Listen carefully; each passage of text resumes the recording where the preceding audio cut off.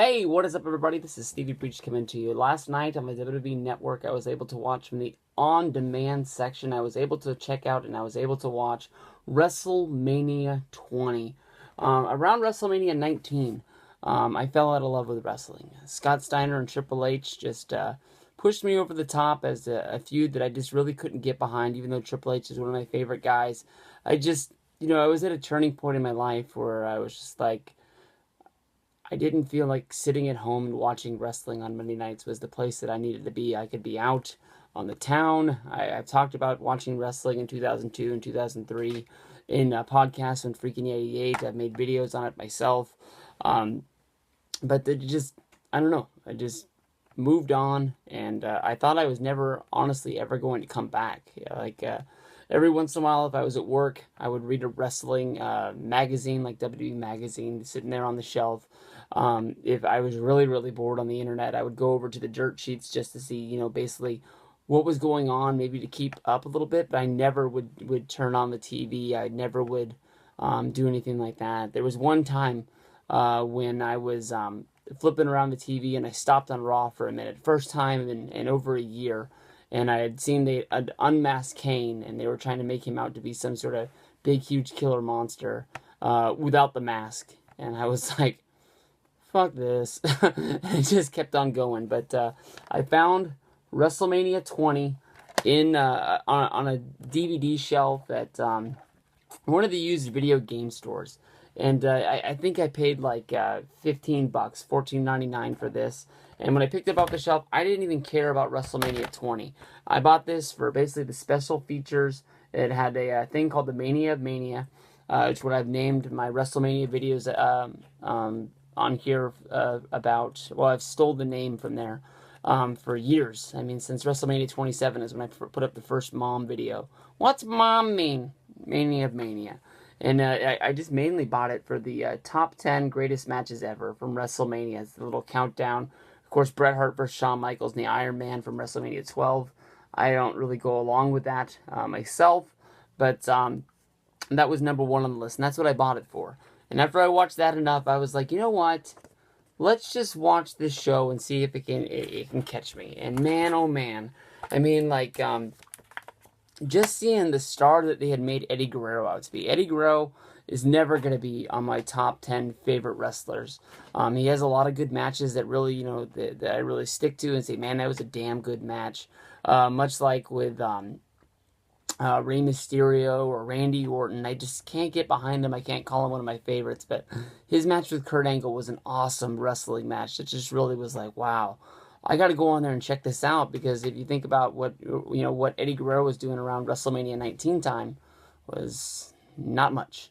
I saw him come in to the WWE when they did the whole jump from WCW, and then they joined the group. It was the Radicals, and you saw pretty fast that they were going to use these guys. They were glad they stole them from WCW, but a guy like Chris Benoit was never going to be champion. They just wanted to use him as make him the biggest deal as they could, just to show WCW, like, look what we got from you. But I watched this show last night, and basically, when I started watching wrestling again, it was around the WrestleMania 21. I completely missed Evolution. I caught the very end with Batista turning on Triple H, and that storyline really sucked me in. So if anybody wants to know what basically got me into it, it was buying this DVD and then basically just getting back into watching wrestling and finding a storyline that I really cared about. This show kicked off. The reason why I watched this basically because the WrestleMania Rewind. The episode from last, I believe Tuesdays when they put those up, was about John Cena. WrestleMania 20 and WrestleMania 21, the major push and the rise of John Cena. And, Paul Heyman says, in order to show the WWE universe that, John Cena was going to be the guy that we were going to push and make to be a big deal. This was back when Cena had fans. I mean, big fans, lots of them. I mean, the amount of people cheering for John were not just the kids. It was, I don't even know if really the kids were cheering for this guy, getting behind the rapper gimmick. If you go back and think of, like, 2004, how huge the rap scene was. Of course, Eminem, of course, 50 Cent, The Game. I can't believe that I even named him. But, there was, the rap game was huge. I sort of got out of listening to rap in 1999 when I graduated from high school, just because I really didn't know what was cool anymore. But there's that like sort of like pop culture thing that something becomes bigger. I'm sure my mom knows the words to "In the Club" by 50 Cent. And, it just takes over everything. And John came out there. He was the first guy to come out of the back. He fought the Big Show, and I loved the way his character was. It was almost like sort of like a copycat of Eddie Guerrero, cheat, lie, and steal. I'm a good guy, but I never really did anything to put me over as being a good guy. I go out there and he never really swore. I guess he did say some swear words because we weren't PG yet, but like when he would get to the big one at the end, he'd always throw the mic up for the crowd to chant along with it. I think WWE really needs more fan participation to go along with it. But basically, this was just, Davey versus Goliath. I mean, Big Show went out there and just kicked the shit out of John Cena. No matter how strong this guy was, you're going out there and you're fighting a real monster. And Big Show was just putting the boots to him. But John is sort of like the guy who's, hustle, loyalty, and respect. He's just never going to show you that he's down. He's never going to quit. And there was a point when he went into the corner when Big Show was sort of dazed, and he grabbed his chain and he wrapped it around his fist, and the ref was like, "Whoa, whoa, whoa. You can't use that, John. What are you doing?" So John, instead of putting it back, he throws it out to the opposite corner of the ring. And when the ref went to go retrieve it to make sure it wasn't in the ring anymore, he picked down, he grabbed the brass knucks that he wore the word life. Oh, I'll do it like this. "Yeah, what's up, everybody?"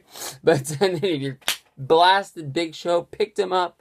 Yeah, I almost called it the F5. Called it the FU at the time. But bam, and John Cena was your new United States Championship. And you could tell that was a really big deal. Of course, from there, he would come out on SmackDown, debut the spinner title that, of course, he would hold for almost a year.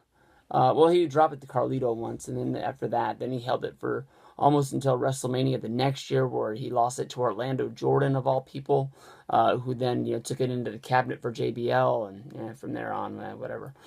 They had two different Fatal 4-Way tag matches, one for Raw, one for SmackDown, to show you that tag team wrestling was cooking. I mean, tag team wrestling was awesome. Back in the 80s, you go to a show like WrestleMania 5, really, really awesome, tag team wrestling, very, very heavy on WrestleMania 5. A lot of these teams sort of were like, whatever. La Resistance is one of the worst tag teams of all times. I've never really hated a tag team as much, or any just singles wrestlers, as Rene Dupree and Rob Conway. Conway won me over when he came back over on Raw as a single star, and he was like, "I do it the Conway," and he was fighting like Greg the Hammer Valentine and Coco Beware. He was sort of fighting the legends all over again. Booker T and Rob Van Dam were the champs going into this. They kept the championships after that. Dudley Boys were eliminated, but they ended up pinning Garrison Cade and Mark Jindrak after Rob Van Dam hit the 5-star frog splash coming up off the corner. It was a good match. It wasn't great. I mean, when a team like Booker T and Rob Van Dam was a champion, and you didn't even remember them being champion, it's just sort of like, whatever it is. One of those matches that really stole the show out there, Christian versus Chris Jericho. Both of these guys, awesome workers, and this was a blood feud that was basically built up after like a year-long feud. The one thing they really did great on this show is video packages. WWE always does really good packages, but for some reason this show, especially for the reason I wasn't watching it this time and didn't really know what was going on, you watch a 2-3 minute video package before the match and you feel like you've seen everything that goes along the way. Christian and Chris Jericho were a tag team. They were friends.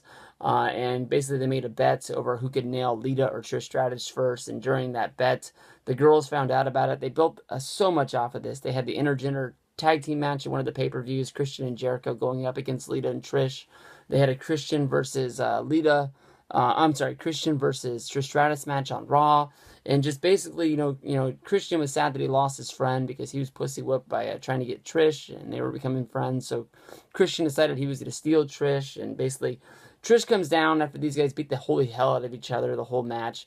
And Trish accidentally costs Chris Jericho the win. And then once she gets in the ring to try to console him, Christian comes running back down. And Trish just, bam, slaps him across the face. Christian hits the Unpredator on him. And all of a sudden, the bad guy's walking out with the girl. Nice guys finish last in this world. That's about all you got to think about right there. But I don't know. Trish just was wearing a top and a jacket with some jeans, and I've never seen her look so hotter. I mean, you think around this time, Trish was becoming one of the greatest, women's wrestlers in WWE. history, I think, right there. And just to have her not wrestle on the show was very, very weird. I don't know where Lita was. She didn't wrestle on here. She might have been out with her neck thing, trying to bang Edge around this time. Not 100% sure, but yeah, we'll figure it out. Evolution fought the Rock and Sock Connection in a match that honestly wasn't that great. The more I hear about this match, I hear how much, Mick Foley felt like it was a huge letdown, and he sort of, didn't know why he came back for that paycheck, and wish this match never really happened. Maybe watching that match made me think of, it wasn't one of the best, but for some reason, the promo in the back that The Rock gives is one of my favorite Rock promos of all time. He welcomes everyone in New York City. They're in the back. He shows you how big it is to be in Madison Square Garden. You see the Hurricane and Rosie. He calls him Hamburglar, and Grimace in the back eating hamburgers. He points out Don Morocco and Jimmy Superfly Snuka in the back. He walks you out those magic doors at the Madison Square Garden. One of the smallest sets I've ever seen. But even better than that is when Evolution is doing their promo in the back that goes along with the video package before this. It all began with basically Randy Orton throwing Mick Foley down a set of stairs, and they do their promo in the same very spot where that staircase is that it started over a year ago. And between these guys, the match, honestly, to me, is good. It's 3-on-2. Orton, Batista, and Flair going up against the Rock and Sock Connection. But it is what it is. Foley ended up coming back, having the match at the next pay-per-view against Randy Orton, and that was the thing that made Randy Orton in a different light. I think he became champion at SummerSlam that year because of that match and how good it was. Just one of those guys that Mick Foley really, went out there and made sure he made him. You can see that, after, matches with Foley, guys like Triple H, Edge, Orton, really became, bigger names in the face of the WWE. It was an awesome, awesome moment, awesome stuff right there for you. But Evolution gets the win. From there we go to the Playboy tag team match of Tori Wilson and Sable going up against Stacy Keibler and Miss Jackie. Nothing much more than girls stripping down to their undergarments and sort of wrestling around. Tori and Sable get the win, no big deal. They had I think there was 10 dudes for the Cruiserweight Light Heavyweight title. Chavo Guerrero got the win. Ultimo Dragon, who got the biggest entrance out of all these guys. Rey Mysterio came out there as the Flash. But it was over before you really even knew it. It wasn't for me. It just wasn't there. Everybody knows about Goldberg and Brock Lesnar with Stone Cold Steve Austin as a special guest referee. Just basically the fans wanted to know. This is one of the first events I can really think of as getting hijacked and taken over because of the bad response from the fans. Goldberg and Brock didn't give a fuck. Jim Ross is having to tell everybody that both of these guys are leaving the company after this match, and it doesn't really matter. They're just having a match out there just to have a match, and it should have been a lot better than it was. I think everybody in this match, Stone Cold Steve Austin, Goldberg, and Brock Lesnar, has regrets about this match, and they could do it over to show you how big it could be. Goldberg on the outs with WWE, even though they released a DVD this year. I hope he enjoys being at WrestleCon this year, because I'm sure that he wishes he was wrestling at Wrestlemania, and he should have took that deal at Wrestlemania 27, and he would have been there fighting Taker that year. They had a match for the people from SmackDown. They had another one of those Fatal 4-Ways for the Tag Championships. This match was really fast, and it was really fun, and I can't really think of any spots to tell you, but it was just a good tag match to go along the way. Too Cool got the win. That would be Scotty 2 Hotty and Rikishi, because Brian Lawler was out there. He took in too many pills in Canada, and he got fired from the company. They beat the world's greatest tag team, the Bastion Brothers, in the APA. Victoria fought Molly Holly in a hair versus hair match with the barbershops thing out there. Victoria got the win. One of the coolest moments is Molly Holly gets Victoria in the chair before the match is even over, and she's actually fighting with her, trying to shave the head. It makes it really, really fun during the match. Eddie Guerrero and Kurt Angle had an awesome wrestling match. Told a great story of, Kurt Angle just being the greatest wrestler. I wasn't quite sure what the storyline of this was. Is that, Kurt Angle had heard about Eddie Guerrero's past with alcohol and drugs, and just not always being on the up and up, and he wanted to, a champion of WWE to be, clean and straight and on the narrow. It's 6 o'clock. So he wanted to go out and he wanted to, basically take the title from Eddie. At one point in the match, Kurt Angle is locked in the ankle lock, and it looks like he's about to get the win as Eddie's about to tap. And the boot comes off, and Eddie Guerrero is able to come out, get the small package, rolls him up, gets the pin, and Eddie keeps the belt, and Kurt Angle's pissed, throwing the boot down the ring. I always thought that was pretty fun. Undertaker made his return with Paul Bearer at the show. Everybody thought he was dead and buried after his, what the hell do they call those matches? Graveyard and burial? Fuck, I don't remember. They put him in a grave and they buried his ass. Kane tried to have a funeral for him, and then, all of a sudden, Taker's coming back. He's no longer the American Badass. He's back to the gimmick that we all knew and loved as we grew up with this guy. And it's one of the best WrestleMania entrances of all time. Just bone-chilling. Just even if you're not a wrestling fan, you watch this and you're just like at awe. Like, what's about to happen? Like, this is just way cool. No real cool spots in this match. Just Taker gets Kane. Bam! Puts him in there. If you want to know which match is better, honestly, I think the match from WrestleMania 14 is better than this one. Kane was the first guy to lose twice to Taker at WrestleMania. They'd be added to that list. Kane, Shawn Michaels, and The Undertaker all went 0-2 against this man at WrestleMania. But it is what it is, and it's definitely worth checking out just for this.